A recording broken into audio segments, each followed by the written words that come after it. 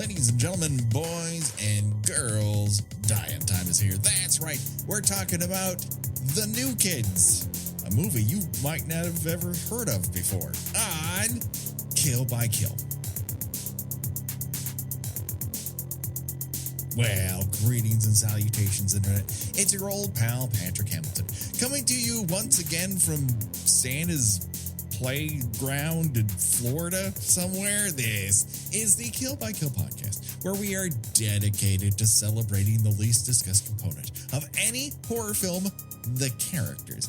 And we're going to unpack all the goriest details of 1985's The New Kids in the hopes that a teen bully's untimely end is just the beginning of the jokes we might make at their expense. And as always, there's only one person I trust that this morning will get to work with live ammo. The one, the only, Gina Radcliffe. How are you doing today, Gina? You gotta bear with me. I'm walking around with this bowl of freshly killed animals' blood. Right. that I am using to train dogs in my dog fighting ring. I think this is our only dogfighting ring related movie in 8.5 years. Yeah. I count myself lucky in that response. I just, we have to explain why on God's green earth. Because when I've mentioned The New Kids, when I put up a, like, here's what we're going to do in December post online, people are like, what is this art from? What is this Lori Loughlin movie? I'm like, it's The New Kids. It's Sean S. Cunningham's The New Kids. And people digitally are like, that's a movie? Well, like me, and I have seen this. I didn't remember anything about it, but Why would you? But I'm sure that I have seen it. When you think of a movie from 1985 with Jane Spader having to do with a new kid dealing with bullies, your initial thought will go to Tough Turf. A movie, a fun time with people who will eventually become big stars in Hollywood. And I will tell you right now, way better costumed than The New Kids. And James, it's a rarity because you will see James Spader playing a good guy. Right. Which is something he would go on to not do for the next 20 to 30 years of his career. Yes, it is odd that at this point in his career, he gets 2 movies in a row that deal with bullies. And he plays good, the bullied first, and then the bullier second.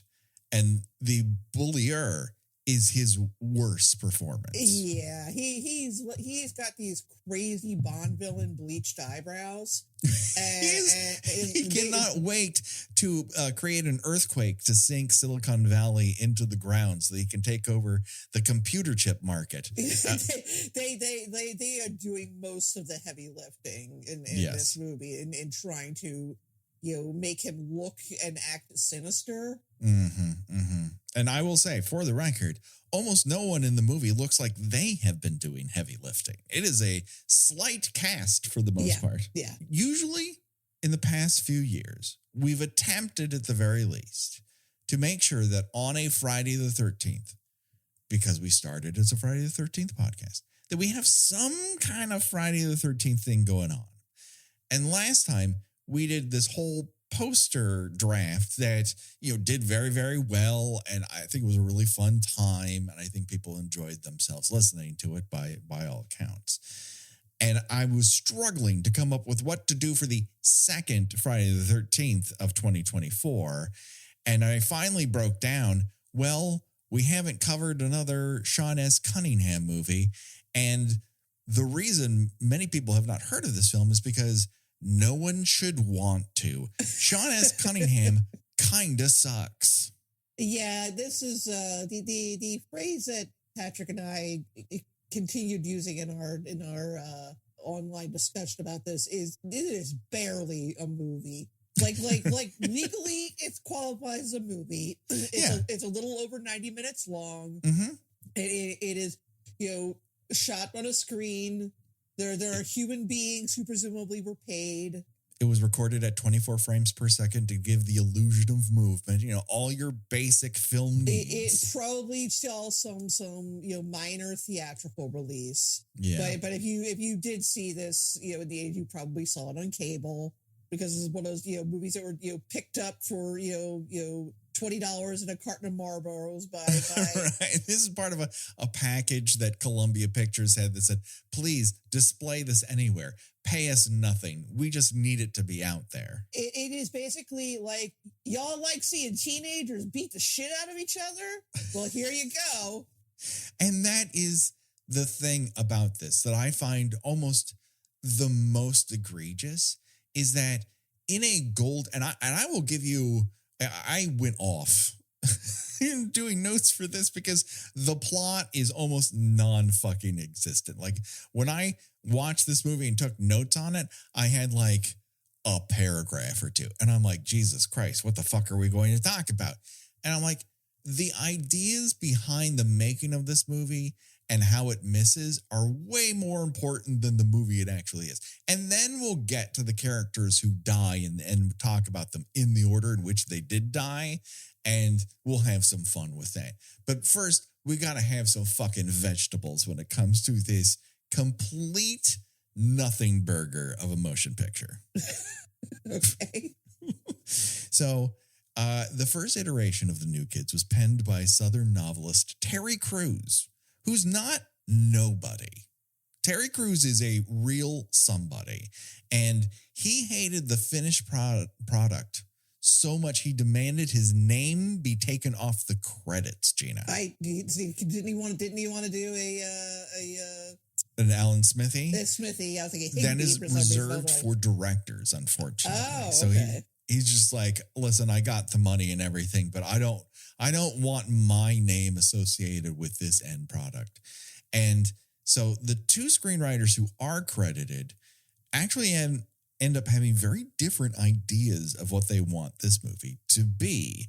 And in my personal opinion, and I'm going to be a little cruel to Mr. Cunningham today, he is neither clever nor skilled enough to weave those two halves into a cohesive whole. No, I'm curious as to what these two differing ideas were, because I would say that in doing a little, sometimes after I watch these old movies, I like to try to dig up a few, reviews, from like a contemporary perspective. Sure, yeah. To see if other people feel about the same way I do. And I found a rather lengthy essay about it on a film blog, and it went into how it was basically about like wealthy kids threatening poor kids, and I'm like, what in the fuck are you talking about? That's not what's happening in this movie. Did AI generate this article? Yeah, or did someone watch it with the sound off and like, I think I can pick up on what this is? Mean, who are the poor kids that you're talking about here? Right. Well, obviously, Dutra and his band of ne'er-do-wells are projected as both having money from their nefarious side gigs. And then you have the poor kids who have been kicked out of the army because their dad and mom got killed in a car accident, and the military's like, fuck you. And they land at their uncle's place in Florida, and he is terrible with money. Let's put that out there. Uncle Charlie kind of sucks. I mean, there's a lot in this movie I did not buy. Right. And I don't buy that Uncle Charlie would have been able to adopt them or be their foster parents or whatever, just because he wanted to. Right. I mean, I guess he's family, and so he would have top priority over some other colonel in the army, I suppose. And to the movie's credit, Lauren and Abby are two leads, and I put that in dick fingers. Oh boy. Do choose Uncle Charlie. They make the active choice to like, no, we should go with family rather than move to Arizona with this guy who's through gritted teeth said, oh, I think we might have a bedroom for you. It's not a big pitch he makes. So when they do end up in Florida, they have made an active choice here. it will be one of the few active choices they make for the rest of the movie, as they're just inundated with problems after that. So, in terms of where this comes in at the bully cinematic universe, right? So this is a pretty well-worn groove that the movie's trying to fit into. You start in the mid-50s with like teen ruffian flicks like Rebel Without a Cause and Blackboard Jungle. Now, these have more to do with like ne'er-do-wells who don't fit into the sort of prep track. These are bad kids doing bad things, sort of things. But that bully must be defeated. And as a result, they find weirder and wilder ways. And it really kicks off, I think, in the 60s when you have like Jack from Lord of the Flies. That's a really grounded example. Or you have schlock like Village of the Giants, which makes the bullies truly larger than life. Perhaps one day we will run out of horror movies and talk about Village of the Giants. I just thinking about how the scene about one of the first things they do when they get large is they just decide, let's have a dance. That movie, if you took out all the dance sequences, it would be 45 minutes. It's just really an excuse to show women do that white man's overbite move over and over and over again. I like that they dress in theater curtains. But it's really the 70s where you start to see a deeper look into the dynamic of bullies, making paper-thin jerks into sad reflections of modern-day neglect. Please listen back to our take on Carrie that we did in May of this year, where we have a very well-rounded view of all sorts of bullies in that movie. We got religious moms, manipulative tyrants, angry bohunks, out-of-touch school officials. You get to see it all. But this extends to dramas like My Bodyguard or Nurse Ratched in One Flew Over the Cuckoo's Nest, or the milk-infused gang of A Clockwork Orange. Just to name a few, the 70s is a kind of, here are bullies from all sorts of angles. But by the 80s, bullies are no longer outliers. Now, there seemed to be a commonly accepted reality. There seems to be this thing in the culture where we go, well, we all had to deal with one. And that becomes a common refrain that makes most people at a certain point rise up and scream, why is this a system that needs to stay in place? Yeah, now, as you say, it was an anomaly. And then after a while, it becomes a rite of passage to, particularly for boys, to, have just minding your own business and someone comes up and slams you against the lockers or calls you the other F word or challenges you to a fight after school. And girls tend to be harassed a different way. You have foxes, you have heathers. Yeah, it's all like, a power move. Right. And, and for a while, as you say, initially they had to be shut down. Mm-hmm. And then after a while it was, well, have you tried fighting back? Right. And then after a while as well, our lawyers said we shouldn't do anything, so we're going to pretend nothing happens until one of you stinking kids ends up killing yourself over this. Right. Until someone gets cut open, it's kind of like boys will be boys. Right. So during this 80s bully-sance, we have it expanding to even wider array of time frames. You have the 1940s with Scott Farkas. You've got the 1950s with Biff Tannen. You got the 1970s with Fred O'Bannon. They're all sad little boys taking pleasure out of exerting power over their smaller, more vulnerable classmates. And so I find it odd, and I would argue that the New Kids came out just before the real peak of the 80s bully with Back to the Future and Johnny from Karate Kid. Like, why did this do so poorly when many of those other names and films I mentioned are hugely regarded in canon? They're still discussed. They're still thought about. When people revisit them, they're like, oh, that's a good movie. And with the exception of that one AI article and a couple people online, like, I love that it's gritty. The New Kids has disappeared from the conversation entirely. Again, because it's barely a movie. Right. There's no real motivation. You know what it reminded me of? Yeah. Remember when we did The Wraith? Yes. It reminded me of The Wraith. It's not the supernatural or outer space, or whatever the fuck was supposed to be happening. Without the ambition, even, right, because where you just got this shitty little town where there's no adults to be seen, and you've got these teenage bullies who just got everybody in the entire town cowed, and cops are basically like, well, what do you want us to do? Arrest them? Yeah, I want you to arrest them. Because there are places you can send juvenile bullies.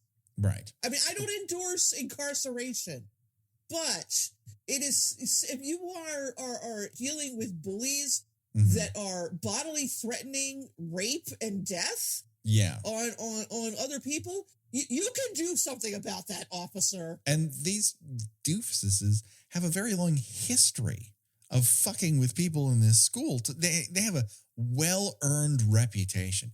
It's not a mystery as to who they are. They're not clever enough to get away with it or anything like that. They're still going to school every day, which cracks me up. Why? They go to a school dance, which like everybody's attitude is, well, there's nothing you can do about it. Yeah. They're just like Tommy Boying their way through college, only it's high school. They are in the 6th year of their senior year. I just feel like there's a big chunk of plot that explains why exactly there's nothing that you can do about it. Like, does Dutra's father, run the town? We don't know. We never see him.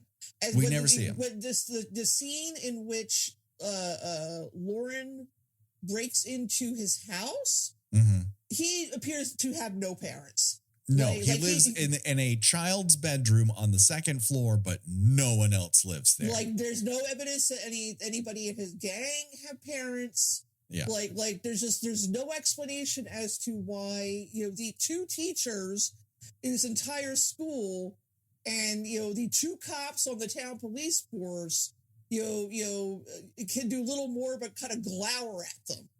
They seem to have this town on lock. Now, it might be interesting to get into some of the nuts and bolts of that. Are they paying off the sheriff's department? Are they paying off that one deputy and he keeps the sheriff off of their back because he's getting kickbacks? Who are they selling drugs to? Apparently Dutra has a robust drug trade going on, to supplement his dog fighting. Right. But we only see one customer, Mooney. And he doesn't pay for drugs. They just, not once. Not once does he pull out a single bill. Like, he is that guy at the restaurant when you all order food and they're like, all right, we all owe $20. And he's the last person to they're constantly trading this dog to dog fight. We never actually see it happen. Yeah. It's just, it's like, where's the rest of this plot? I truly don't know. And I wonder if it was in Terry Crews' original script. But at no point do they seem to take out all the substance out of this and leave the shell, because in a way that's what works. Like, would you believe that this movie cost $6 million in 1984 money? Did they spend it on the eyebrow bleach? They spent it on the eyebrow bleach and the cool 70s Chevy vans, which is a thing I will get back to. And I do like Dutra's cool cowboy shirts. Those are pretty boss. In the history of silk shirts on this show, he has some of the best. And if we're evaluating movies strictly on cowboy shirts, this would be through the roof, top 10. But unfortunately, we weren't the only ones to find it disappointing. As Columbia really had no faith in it, they dumped it in the no man's land of January 1985. It grossed less than $200,000. So compare that to one of, Cunningham's previous gigs, where they spent $700,000 and earned $60 million back with Friday the 13th in 1980. This is a massive drop off for him. I'm not surprised. Yeah. When it comes down to it, Cunningham is just not an original thinker, right? His other 70s output was like softcore smut and feel blah kids fare. The man's a huckster. He's a junk dealer, and he managed to get lucky, real lucky twice. Once by producing The Last House on the Left, and again for ripping off Halloween with a script he didn't even write, Gina. I want everyone to hear this and really take this in. Never forget, he came up with the title. Sean S. Cunningham slapped an ad for Friday the 13th in the Hollywood trades, declaring it to be the scariest movie of 1980, a year that saw The Shining hit screens. And he had to search out a script that would fit the bill for a movie he had already titled and slotted for a June release. And that's it. Everything you know and love about that franchise essentially comes from someone else's imagination. The characters, Jason Voorhees, the setting, the graphic nature of the kill makeup effects, none of that comes from Sean S. Cunningham. He's to the side going, sure, I guess, put a hatchet in her face. And for that, he must be celebrated. But it's not like he came up with the rig or he came up with the idea. As far as I know, the only idea he had was make fun of an old movie star before you get a hatchet in the face. Yeah, even now, like it's very humorless. Mm-hmm. You know, it's the most interesting thing about it is you see like a fetal Eric Stoltz in it, right? And somehow his character is not killed. His character is almost a non-factor. He exists to intake oxygen and breathe out again, and he's nice. That's it. That's his character trait. Everybody, yeah, he's nice. He's the contrast to Dutra. Right. Because all of this is because they see Lori Loughlin, who is absolutely redefining when you say someone is sleepwalking through a performance, it's like someone gave her a melatonin hidden in peanut butter before filming began every day, because she looks so disengaged, so absolutely uninterested in what she's doing. And when she does show emotion, it's usually vague embarrassment. Or the slightest of frustrations. She's gonna try to get through the day. She's co-starring with this guy who was clearly being pushed as a next big thing. Oh. I checked to see if this is his only movie, but Wikipedia does not light up his name. So I suppose I could have gone to IMDb, but I really didn't care that much. Well, he has a bunch of 70s TV credits. He was in Different Strokes just before this, so he's got that going for him. But no, there's nothing about him that screams, this is your leading man. He's a charisma void. Truly. And honestly, Spader isn't even that good. He's just sort of like going through the motions. Like none of them want to be there. The only people that look like they're having any fun is like a handful of his toadies. Right. The toadies are trying to make a meal. They basically are acting like they're in Deliverance. Yes. And everyone else is like without any guidance. Like I entirely doubt that Cunningham gave anyone a note the entirety of filming this movie. It is just devoid of guidance and, to point a fact, like direction. It's not that Cunningham is a complete nincompoop. Like, it's not like it's out of focus. It's not like incidents don't make sense. There's a slight story here, and it's absolutely delivering that slight story, but it's not interesting. And that, which is kind of odd considering like his big hullabaloos before this are pretty interesting political pieces of work.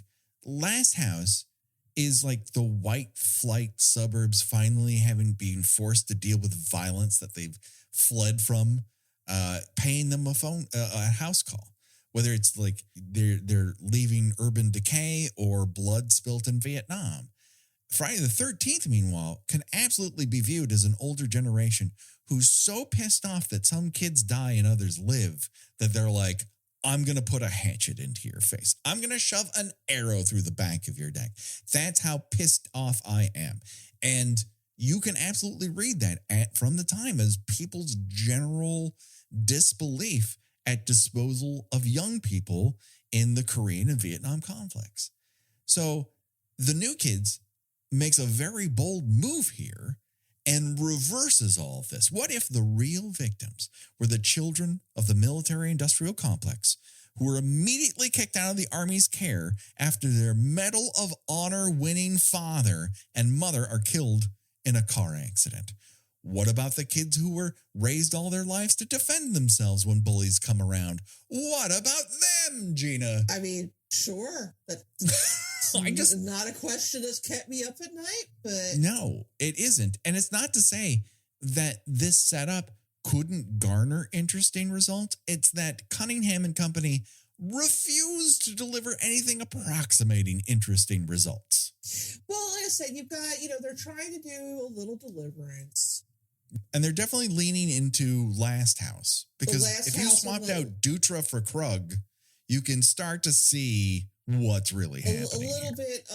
Have you ever seen the movie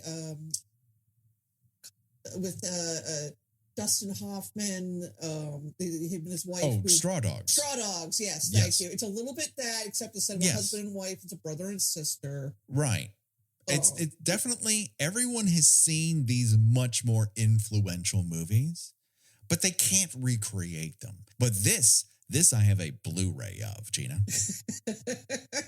And I looked on it thinking, well, I own the Blu-ray.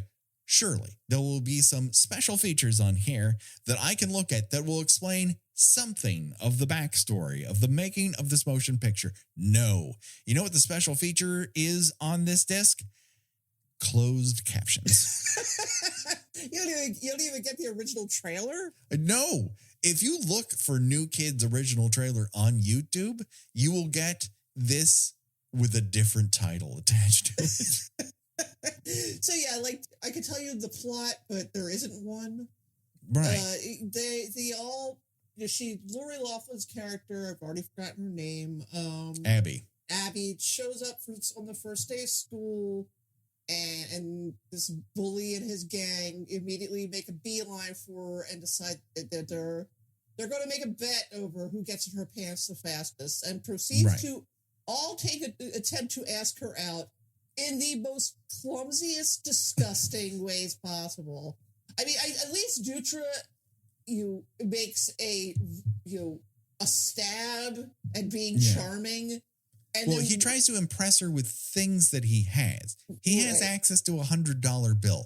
He has a boss-ass Chevy van. He has some cool tailored cowboy shirts. Exactly. Like, he's slim, he's reasonably attractive, and maybe if you weren't paying attention, you might think he's charming. He's a little. I think that he's not good in this, but also I could definitely see him workshopping stuff from Pretty in Pink. Right. This feels like a failure that you learn from and you don't repeat those mistakes, and then you end up creating truly defining character work in other movies as a result. Right. It's like when he was cast to play Steph, which I guess would have been like a year or two later. It's like, perhaps I should take this character. Oh, right. I should probably make him sexy in some way. Right. Or charismatic, or way in which, he's an asshole, but hear me out. He's a poison pill. He's like that guy in Othello who's talking into Othello's ear about all this shit you ought to be doing and not doing these other things you don't want them to do. And, when you get to less than zero, he swaps out the fidgets and the quirks for steely silence and just a lizard-like I'm sunning myself because there's no internal heat within me. And it just works so much better. Like, it's probably worth it that he fails this fucking hard when he does so well in other circumstances. Because he's just, as you say, he's not giving any direction. No. He's basically told, be menacing. Right. These are your marks. Show up there so the camera can catch your image. Maybe we'll have some light shine in your direction so it bounces off your fucking face. Should I be like charming or something? No, be menacing. No. We really need to establish that you're the bad guy here. People won't get it. Literally, you see him for 2 seconds and you go, well, that's the bad guy. And then he does nothing to disprove this, but also nothing to layer it. There's not like something he's missing. Well, performance-wise, it's missing, but also he's a paper person. There's no there. And that can be said for almost everyone. Even people who kind of pop in this movie are doing so practically by accident. Right. So they go through all, attempting to ask her out. And all I could think is, has this ever worked for them? Is this flashing $100 bill at a gas station attendant when your filler up cost you $4 American dollars, Gina? The good old days.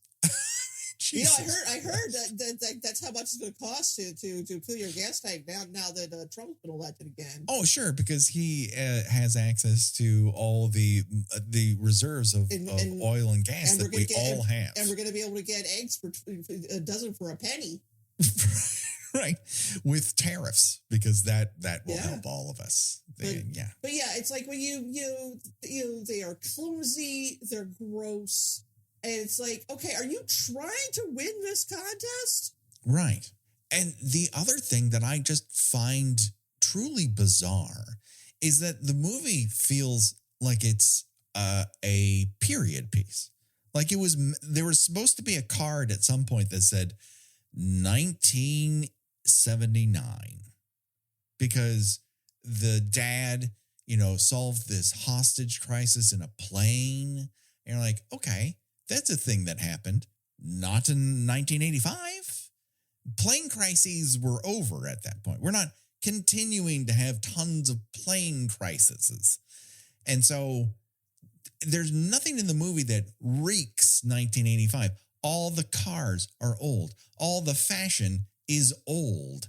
There's no modernness by 1984-5 standards to be seen here. The only thing that even approaches it is the Rocky III like song montages of people working out. And you're like, that I've seen in this time period, but nothing else. Like every vehicle everyone drives is definitely using leaded gas. So like she's like, thank you, no. To every horrific attempt to ask her out on a date and presumably deflower her because they have somehow sensed that she's a virgin. Right. And then her brother is mildly perturbed that these guys will leave her alone. And so they start this campaign of terror where they're defacing his car, they're threatening them, and like it's like that's a little over the top the way you're reacting here. And surely this cannot be the first time you've been turned down for a date. But it's like they've never met resistance once in their lives. But once they meet, Lauren and Abby, and the movie tries to set them up like because of this military background of their being raised by a military hero, that they're supernaturally prepared for this. But they constantly choose the path that Mac, their dad, sets out for them to not start conflict, right? Action's only taken when someone takes action against you. You defend, you don't attack, which I think is an interesting idea. The movie does not work with it at all. It's just as soon as Lauren's had enough, and if you're trying to envision what this guy looks like, Shannon Presby, he's like, if you Brundleflied a Cupid doll and Winghauser together.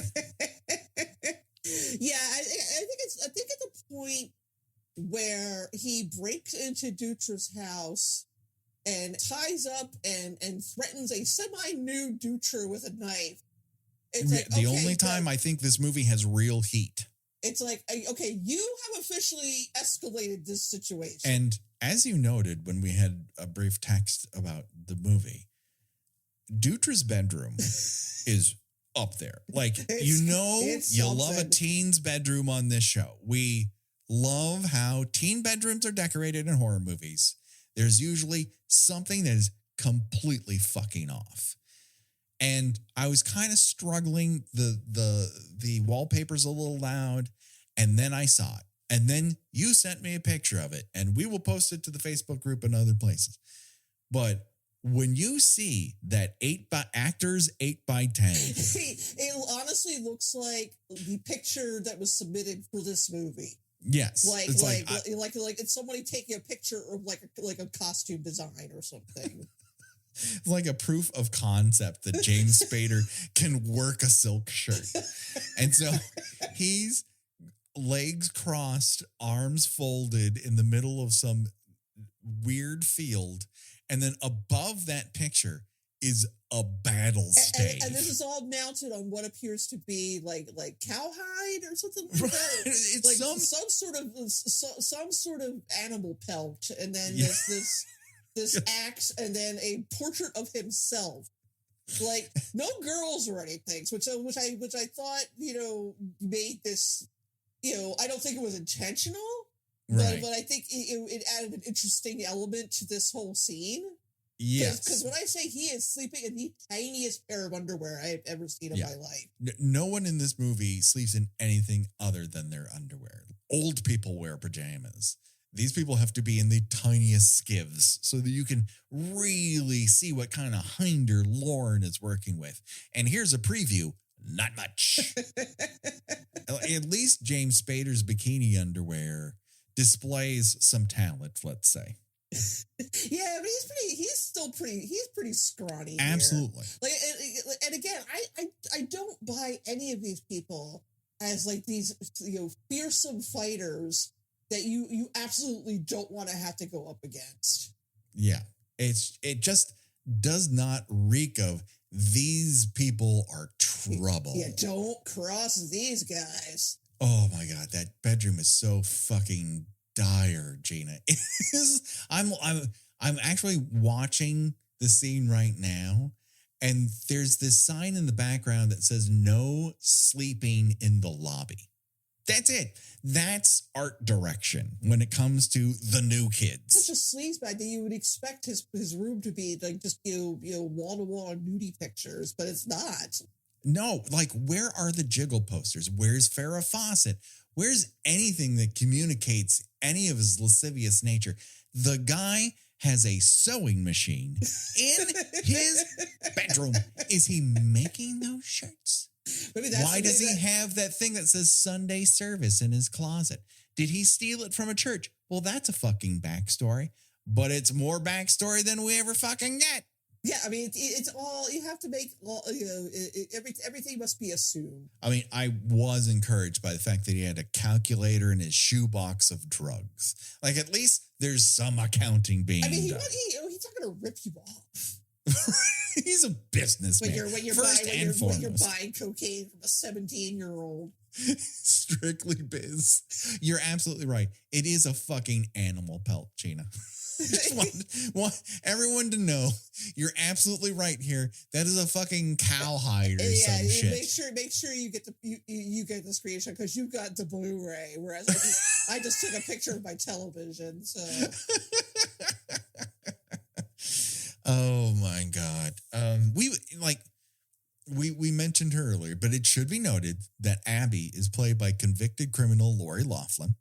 Now, we had previously discussed her cinematic efforts in a movie that features a demon jacuzzi and burnt skeleton hugs that we love, quote unquote, Amityville 3D.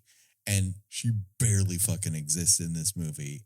But comparatively, she's a ray of goddamn sunshine compared to Shannon Presby, who every time you see him in the film he's conveying a look of ouchie when he breathes. That's how frail and non-threatening he comes across. Yeah, but you're supposed to buy that these are tough kids who can just take one beating after another.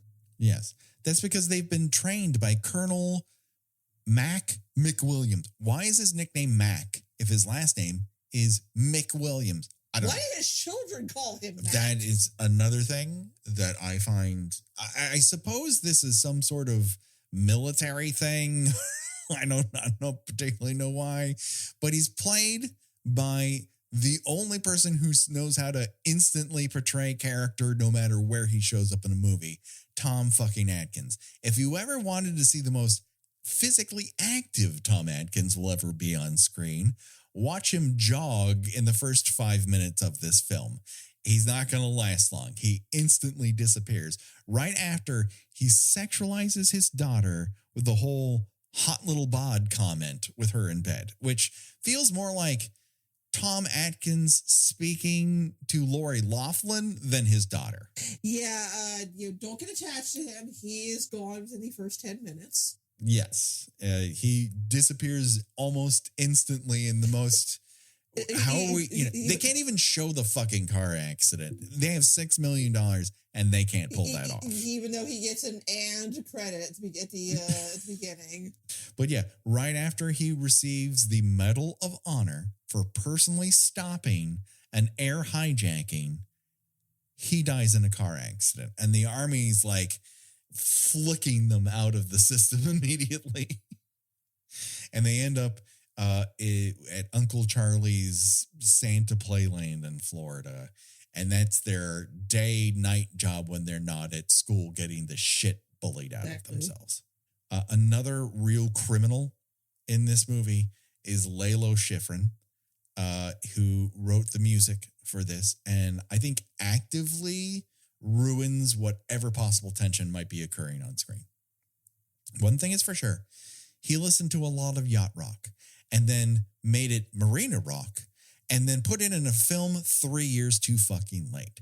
I kept waiting for TJ Hooker to appear whenever his themes ramped up. It's terrible. He should be in the fucking Hague. This is dereliction of duty. But again, Sean S. Cunningham does not have the wherewithal. He does not have the taste. He does not have the instinct to go, this should sound better, because he's gotten lucky before. So why wouldn't he just get lucky again?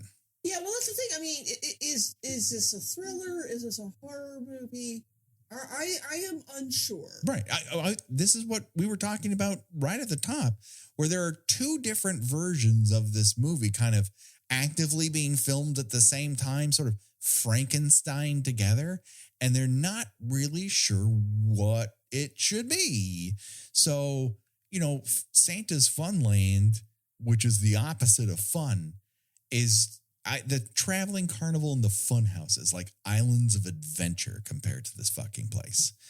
But it also doesn't seem creepy enough to be scary at the end. It just seems rusted. But everyone's place is rusted in this motion picture. Yeah, it's just this, cruddy little town. Yeah. And you've got this cruddy little amusement park that Uncle Charlie is absolutely certain is gonna turn a profit any time. Right. Because Epcot is being built, many miles 20 miles down the road. I can't remember the exact distance, but if you are going to Epcot, I don't know why you would stop here. Except to get gas. Yes. If you got gas, yes. By the end, he figures out how to make money, and it might be the most cynical, happy ending I've ever seen in my life. This was, I'm like, and I'm watching, I'm like, they're trying to say something with this, aren't they? But yes. But at the same time, it's like this is the definition of on earth. You know what it reminded me of? Have you ever seen The Fanatic? The movie with John Travolta that was directed by Fred Durst.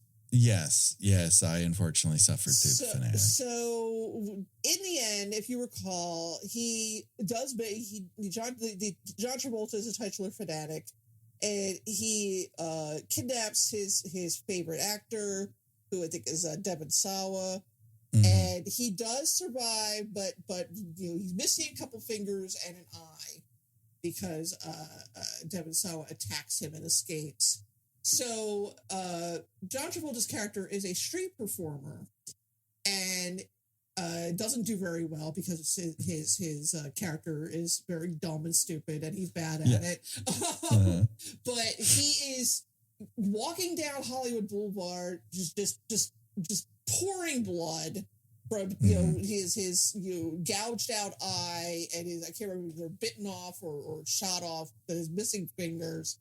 And all of a sudden, like the tourists think this is an act, and they start giving him money, and suddenly he's doing well because that's what people want to see. People want to see blood and guts, and it's just like, no, you didn't earn this. You didn't earn this Cynicism movie, and that's what I think this is trying to do.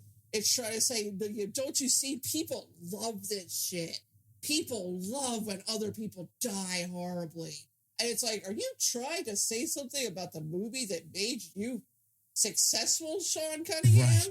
So successful that you sued someone into oblivion to retain absolute rights to it and failed for nearly a decade. Is this trying to be a cutting observation about the audience you just subjected to this nonsense for 90 minutes? Again, I don't think he's particularly clever or smart or driven by a need to tell a grand story. And that can work out in a lot of circumstances. We read a lot of stuff into that original Friday the 13th that is perhaps not intended from him. Maybe it's intended from the script or the times in which it's made. Like every piece of art is a weird mirror of reality. But it's not something born of his desire to make that point. He's not that kind of filmmaker. And so a lot of this just kind of sits there and happens. Yeah, and it's just like, you don't give me 90 minutes of absolutely nothing happening, but a couple of assholes beating each other up every 5 minutes. And then, and then turn around and say, well, you're just giving the people what they want. God. So I think we've danced around it long enough, Gina. There's a lot of back and forth in this movie. They escalate it. People get beat up in a parking lot. Eventually Lauren gets jumped in a bathroom. Abby gets kidnapped and they attempt to rape her while lighting her on fire, which are both bad ideas, but really bad ideas on top of one another. Yeah. It also set this like bloodthirsty dog on her at the same time. Yeah, it's really fucking confused. So let's go through the highlights, if you were to put that in dick fingers, of the movies, the characters, and how they die in order. So first, we've got Gordo, the first of the gang to die.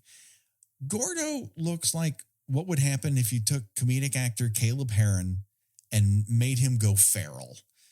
Gordo is, listen, I'm not going to call him the muscle of the group, but he does have a major size advantage for the group. They checked off a list here where you have the leader and you have the big dumb guy who doesn't say much.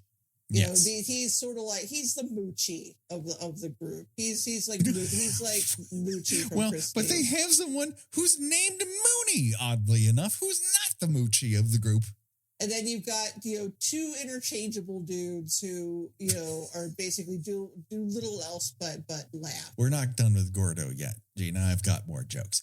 He is addicted to puffy trucker hats that can barely contain the jungle of flowing curls that cascade out of the back of his head that says to you, not so much in words, but in visuals, I'd like a side of you with that side of bacon to a diner waitress. I wish Gordo had more personality, but He's really just there to take orders and make sure that dog can rip another dog's throat out on command. Guess what happens to Gordo, everyone? Oh, yeah, Gordo gets a bowl of blood thrown in his face, first and foremost. Which triggers the dog they've trained to attack anything with blood on it. And so his throat is ripped out. Do you see his ripped out throat? No. That's because Sean S. Cunningham is a director of restraint. Where did the $6 million in this movie go? Because it's not for cool gore effects. If you're going to do this shit, why not fucking do it? Yeah, you get a character getting their head cut off. You don't see that happen. No, you do not. But we're not there yet because we have to talk about the enigma that is Jobab. Jobab is here for the vibes, y'all. He's not a killer. He barely has any bloodlust at all. In fact, I think he's more of a degenerate gambler than he is anything else, and that's why he hangs out with this crew. He's the money man. He's the reason why Dutra has a calculator in his box of drugs. He's not useful in a fight, and he sucks at following orders. He's terrible at this, y'all. And when it's suggested that the crew stop trying to rape and murder Abby, he chimes in with that sounds good to me. And as a result, Dutra basically says, you're out. I never want to see you. I never want to think of you. You're gone. How dare you suggest we not sexually assault and murder this innocent girl? And he's like, oh no, I'm back in line. That sounds great to me.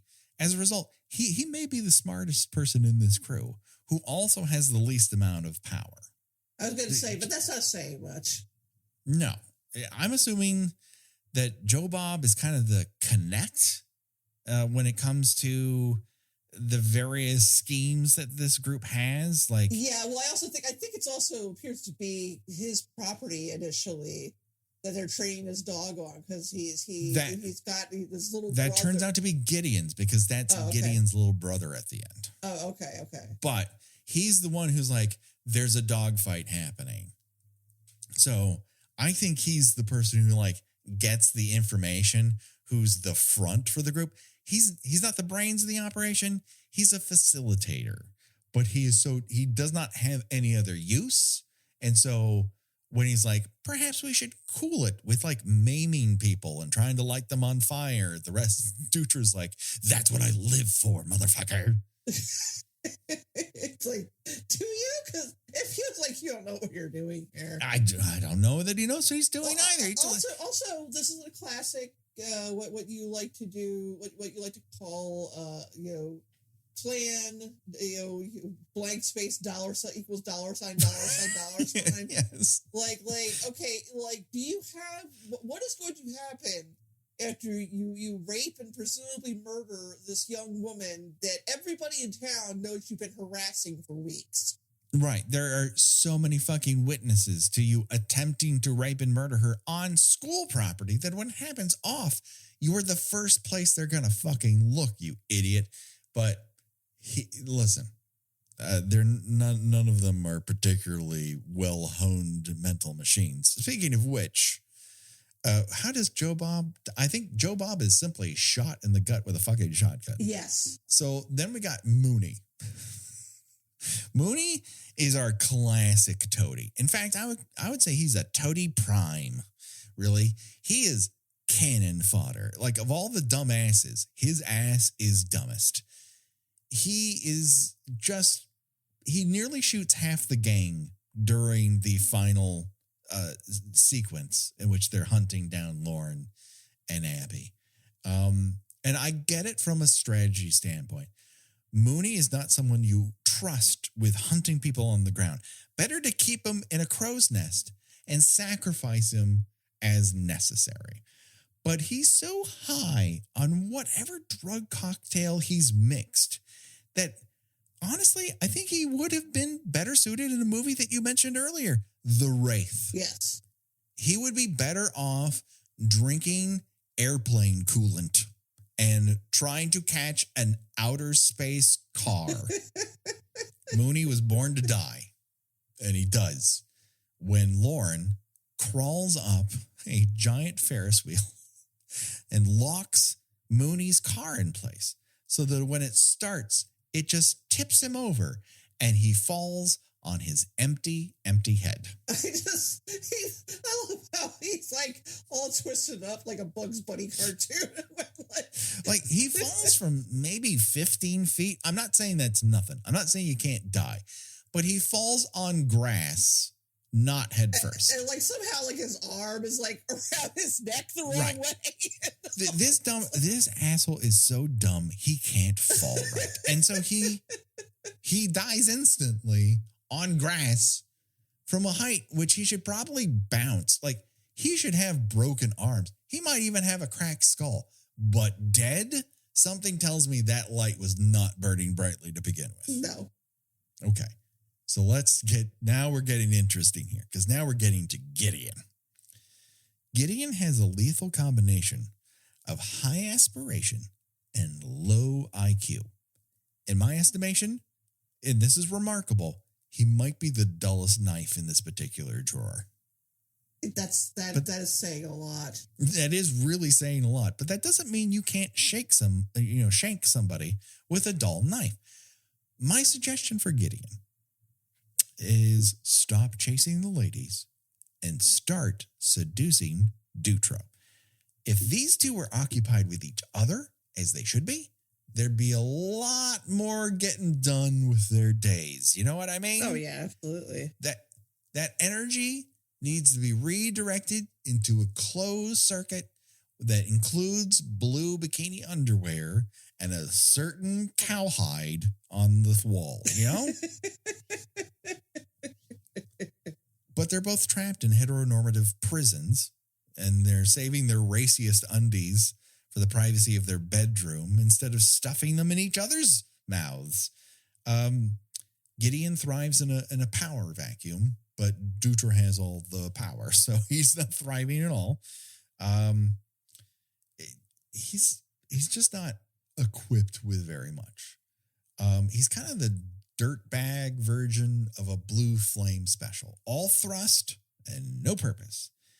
The best thing that happens with Gideon is that he gets rejected publicly by Abby in the library, and at least we're treated to a microfiche scene. Yes, we are. It would have been better if the library was dark and only illuminated by that microfiche, but beggars can't be choosers. And so now we're up to the big fish. We got Eddie Dutra, played by the bleached eyebrows of James Spader, on off of being the bullied teen in Tough Turf. Spader, as we've mentioned, is indulging in a lot of method antics here. There isn't a tick that's not on display, but they don't add up to anything. And Gina, my big question for you when it comes to Dutra is this what a Florida accent is supposed to sound like? I've not encountered many people with a classic Florida accent. I think he is just doing what he perceives to be quote unquote white trash. Right, yes. Conniving white trash. But like it is weird that he's the smartest guy of the group and just makes continuously some of the dumbest moves I've ever seen on camera. Like he is a worse planner than many of the vampires we have talked about so far in season 5. That again is saying something. Well, just in this scheme for they're going to rape and murder Abby. I mean, he's putting his hands all over her, like he has bloody finger marks left on her, and it's like what do you think's going to happen here when this woman's body is found? It begs the question, what turns this guy on? I get power turns him on, power over other people. That's an obvious turn on for bullies from time immemorial. But the first time we really see him wake up on camera is when Abby gives Mooney a punch to the balls. And then he's like, I'm not just a bitch. I'm a bitch with a backstory. Now, we never hear that backstory, but he conveys it. The most incredible non-music montage moment we see in this movie is literally when Lauren breaks into Dutra's house, and you see that setup that he has inside of there, and all of a sudden, like, this movie has juice, and then all the juice is gone. Yeah, because like I said, there's interesting energy. Again, unintentional, I'm sure. Yeah. But it's like, okay, now we see that Lauren, has his own, that he's pushing things. And, even though they're supposed to be, the noble, well, I'm not going to start any fights, but we're going to finish them. And it's like, okay, but now you're breaking the law. Right. Like, now you've committed a crime. Oh, wait a second. I forgot one of the deaths. I believe it is Joe Bob, who is killed by electrocution via bumper car transformer. I mean, what a way to go. But, like, it's the most shocking death, but only because it involves shocking. The rest of them are not so much. So nobody really actually dies by shotgun blast. But yeah, Gideon dies by decapitation by kitty coaster. We don't see it. And we are again treated to how bad Sean S. Cunningham is at fight choreography. He either doesn't want to hire somebody to do it, thinks he is good at it, or just doesn't find it important. And in a movie where people are primarily armed with their two fists, you kind of have to figure out how to make that fucking interesting. If Hooper and the Cannonball Run can do it, why can't you? Well, what I think is particularly bizarre about that scene is that Lori Loughlin is so just phoning it in at this point that she sees her brother cause a man to be decapitated in front of her very eyes, and she just does not react in any appreciable way whatsoever. Listen, it's a Friday night. When do we get back to prom? When can I get this lighter fluid off? I left my boyfriend at the dance. Can we go back or what?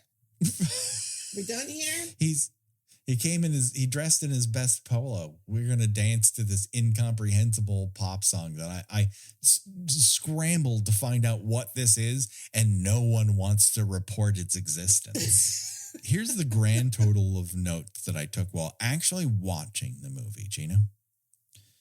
Flirting via ladder, I've seen better. That's it. That looks dangerous. I was cringy. I'm like, that looks dangerous as hell. Lauren's girlfriend is color coordinating with the graffiti on the walls of Santa's Playland. She's just sort of clinging to the back of him while he's on this ladder. Yes. Someone needs to take charge of that relationship, and I feel like a good pegging is in order. And then I think this movie really can't get better. And then we're given a goose scare. That's right. A jump scare involving a goose. I was hoping you would notice the goose scare. I think it might, to date, be our only goose scare. If anyone can remember a movie, it's weird that I've taken this many notes, but I can't remember something like, did we have multiple goose scares? It was alarming we had one. I'll tell you that right now. And then, as we mentioned before, after all these dipshits are dead, Santa's Playland is rife with business, including a tour of where the drug-addled gang were all killed. And then Gideon's little brother shows up and stares hard at everybody. God, the fucking 12-year-old getting set up for a possible sequel. The audacity. Wait till I train my own dog to fight, and then you'll see what happens in Two Kids. Oh my God! There is no kind of self-confidence like just setting up your mediocre horror movie for a sequel. Well, I mean, I would say a better than mediocre until the third act, horror movie in Friday the 13th probably didn't warrant a sequel, but then it made so much money. It's a 60 plus times multiplier in terms of profit. So like, why wouldn't that happen again to this doofus? And then thankfully it didn't. Listen, I don't like to hate on a movie. And I kind of assumed that this would have a weird, fun charm to it. But I found it rather charmless. Yeah, like I said, it reminded me in so many ways of The Wraith, but without the weird supernatural angle to it. Oh, yeah. The Wraith is like fucking Nightmare on Elm Street compared to this movie. It's just, I wouldn't ever call The Wraith super successful, but it's absolutely a much more successful version of this movie simply because it commits to its very weird ideas. Right. And this is just, nothing. This is just, we just want to see some actors beating up on each other. Yes. And then we're going to have what is promising to be a Friday the 13th level gore fest at the very end, and then wimps out on that. Like, the bloodiest it gets is when the bowl of blood is just, like, accidentally thrown in Gordo's face. Right. He kind of gets carried, and then, but the carry thing is direct circumstances in terms of him. I just cannot believe that Uncle Charlie does this based on pure reflex. And poor Gordo has a face full of blood, and that's all it takes. And the Mooney immediately lets go of the fucking dog. Actually, it might be Joe Bob. I can't tell those two idiots apart. Like, I feel like if they could have, if this had been made now, they could have done a little something with, this outsized reaction to the fact that this teenage girl is not interested in going on a date with any of them. I feel like they could have said something about how, there are, unfortunately, in real life, cases where women are violently attacked or even killed for the crime of turning someone down who has asked them out on a date. Right. But it's not like this isn't fertile ground for an exploration of anything. Even if it is exploitative, there are plenty of films that do that and do it well. But this is just so, like, there's just nothing. It's nothing. Nobody has a backstory. We don't know what the story with Dutra is. We don't know why the town seems to have essentially given up and just let them, run roughshod on everybody. Like, there's just, we don't even get, like, we get, like, Eric Stoltz basically, well, those are bad guys. You should stay away from them. It's like, oh, thanks. Yeah, great advice. That's very helpful. So we're left with at least one fun element of every film that we cover, and that is choosing our own deathventure. So where we decide if the deaths captured on screen, if we were forced to die in one of those ways, which one would we choose and why? We have up for bid mauled to death by a dog you trained to maul things to death. Death by fixed car Ferris wheel. Electrocution via bumper cars transformer. Decapitation by kitty coaster. Or incinerated by flaming gas pump. Yeah, just like I just like that he gives up. It's like, fuck it, I'm just gonna use a flamethrower. And that works. Like that feels like it should. He was work. very determined to set this girl on fire. And it's not the first. I think in Point Break, someone turns a gas station pump into a flamethrower, and that works a lot better than this. I think for me, honestly, I wish I could mix up two of the deaths, because I would think it'd be really funny to get my head cut off by a bumper car. Right. But I think I'm going to settle for getting my head run over by a kitty coaster. Yeah. You wouldn't think it would have the force or energy to do it. Yes. No, again, much like the fall from the Ferris wheel, it wouldn't feel good. Right. But I don't think, I think you're getting maybe a pretty serious concussion out of it, not your whole ass head being sliced off. Yeah. I don't like heights. Even that non-height thing that really triggers me. I think I'm going to have to go with electrocution via bumper car transformer, because his noodles cooked immediately. Yeah, he just kind of falls. He's like, "Bah," and then just falls over. He's done. Right. It's not like the fun house where, you've got a kind of supernatural being who's electrocuted, I'd say, for a good 65 seconds. He cannot stop screaming. Yeah. Oh boy. You remember the Fun House? That was a great movie. The Fun House was a great movie, and like I said, I now hold the Wraith in higher esteem after watching this. I think if you put James Spader and Nick Cassavetes up against each other in a battle of the scumbags, Nick Cassavetes would win handily. Yes, I agree with you, which I would never have picked, honestly. But that just about does it. We've got a great Patreon where we have lots of fun episodes for you to listen to that are bonus you won't hear anywhere else. And you should definitely check it out. It's a really fun time with a bunch of different levels, and we're going to be delivering some more stuff to you in 2025 for you to check out that I think you're really going to enjoy. Josh Hollis does all of our artwork. Go to joshhollis.com. Go to Revenge Body Memphis at bandcamp.com for this theme and all of the remixes, and find us on your social medias everywhere but Twitter. Fuck that joint. Hey, Gina, where can people find you on these here internets? I write about movies and television, pop culture in my newsletter, GinaWatchesThings.substack.com. I've been pretty active on Blue Sky. Blue Sky's turned out to be a pretty fun place after all, now that people are doing a heavy migration finally over from what used to be Twitter. But it feels like the best version of Twitter back when we first started. Yes, exactly. So you can also find me and friend me there, and also under Gina Does Things. Do it today, people. Check it out. Don't worry, folks. The body count will continue for myself and for Gina. Bye-bye, everybody. Bye.